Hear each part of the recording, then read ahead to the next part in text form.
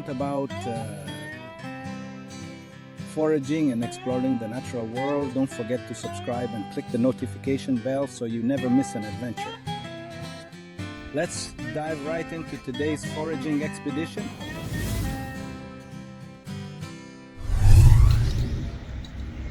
Guys, meron akong nakita ng isang araw na chicken of the woods. Puntahan natin. Kasi nung pumunta ako, bata pa sila, mura pa sila. Ngayon, pwede na siguro.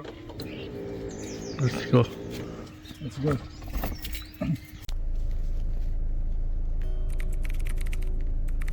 Gandang kabayo.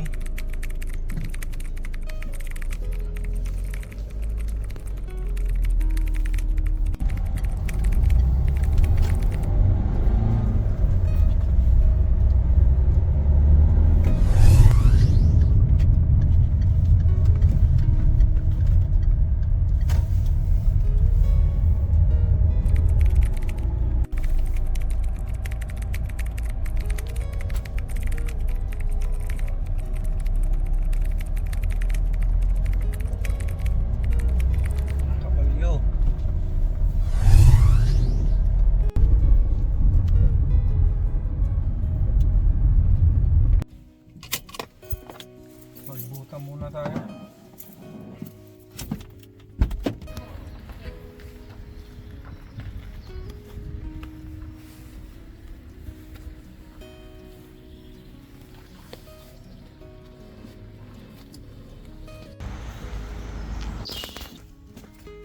Ganda ng mga kabayo.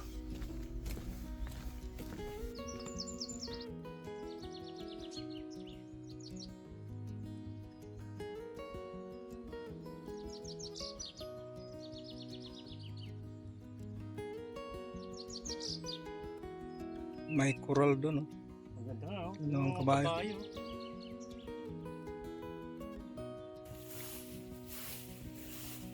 Yan yung mga buttercups.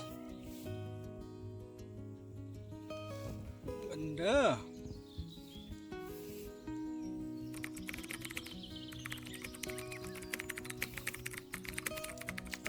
Yan yung dalawang kabayo ni Rodel.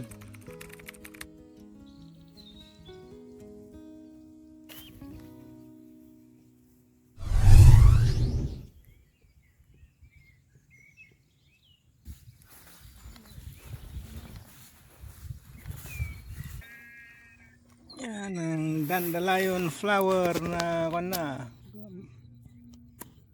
madali lang silang mag-spread. Hanginan lang, lilipad na sila. Yan sila, oh. Anong ano yan? Dandelion. Dandelion din ba yan?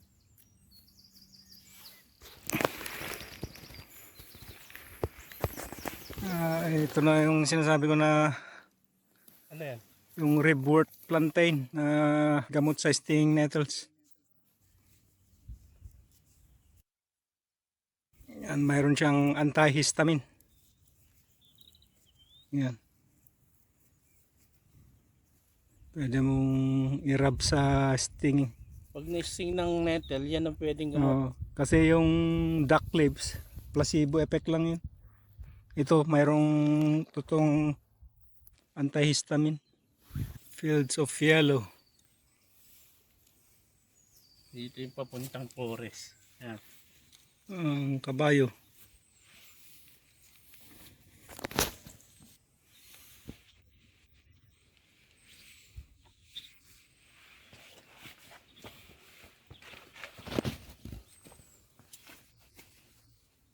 Yan yung isang dead nettle.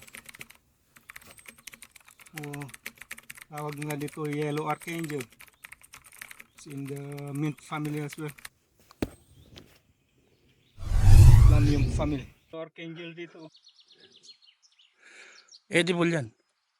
Gusto mo kainin, pwede rin. Edible din. Meron siyang ibang taste profile pero number 1 gamit naman ng mint yung pangtsaa. Napagkakamalang nettle pag bata pa siya.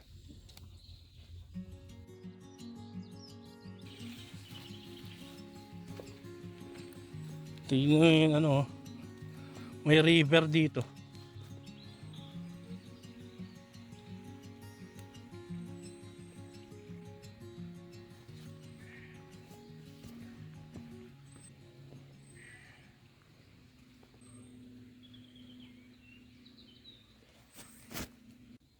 Nilalagyan nila ng coins yung mga Upuan. puno. Upuan. Kalimutan ko yung rason na nilalagyan nila. May paniniwala. May ano. Ano yung pinupukpok nila? Siguro.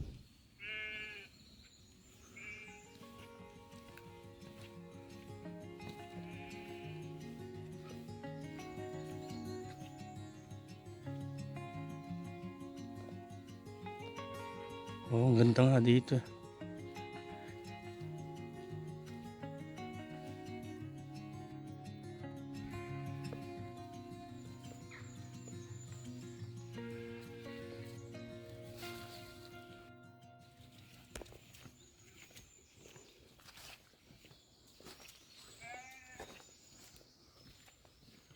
Hingal na ako ah. Oo nga eh. Oh, masarap, maganda dito. Magandang nature, alaga nila nature dito sa United Kingdom. Lalo yung mga forest nila. Ito yung plantain, di ba? Duck.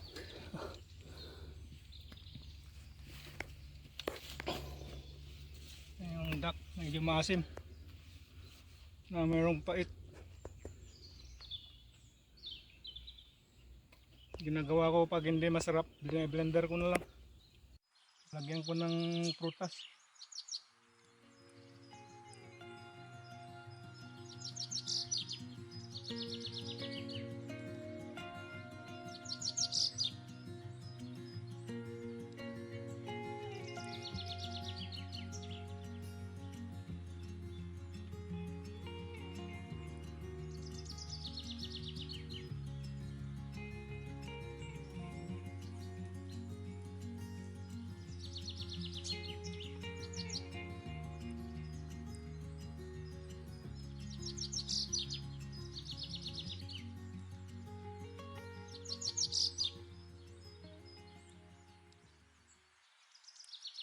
Hey guys, dito na tayo sa location natin. Ito yung tinatawag nilang chicken of the wood. Laetoporius sulphureus. Masarap ito, isang gourmet mushroom. Mahal din ito pag binibenta. Ito siyang bracket fungus. Ang number one characteristics niya ay sulfur yellow ang kulay. Orangey. Yellow orange. Orange sa body niya pero sa edges sulfur yellow. Kaya tinawag na Laetoporius sulphureus. Kaya naman siya tinawag na chicken of the wood. Kasi yung texture niya parang chicken.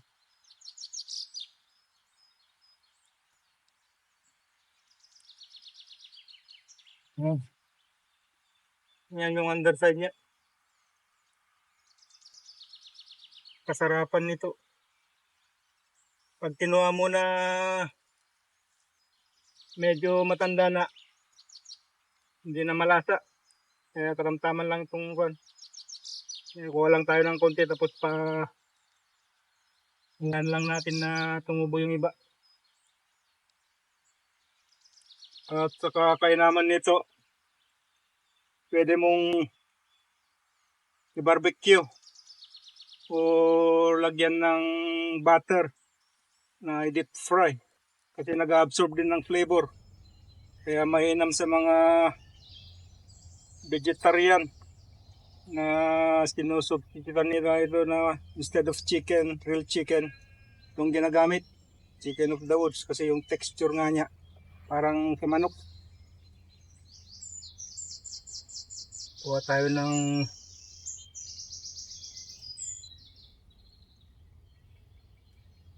yan. Iwan natin yan para lumaki pa. Kasi meron pa akong nakuha kahapon na chicken of the woods, hindi ko na lang binidyo. Okay guys, happy foraging. Okay guys, caution lang sa chicken of the woods kasi ang chicken of the woods karaniwang tumutubo sa oak, sa cherry, saka itong yew. Ito ang itsura ng yew tree. Poisonous ito, pero yung prutas nakakain. Pag tumubo ito yung chicken of the woods sa yew, parang sabi nila na-absorb niya yung poison ng yew tree, kaya caution lang, huwag nyo nang kainin pag tumubo sa yew tree. Okay, that's it guys. Uwi na tayo. Tapos na naman ang paggawa natin ng kunting chicken of the wood. At nag-video rin tayo ng mga wild edibles na pwedeng kainin. Happy foraging and see you on the next video. Thank you. Hey there, if you enjoy our foraging adventures and want to stay in the loop for all our upcoming videos, make sure to subscribe and ring that notification bell. The best way to never miss out on our latest foraging discoveries. Thanks for joining us on this wild journey.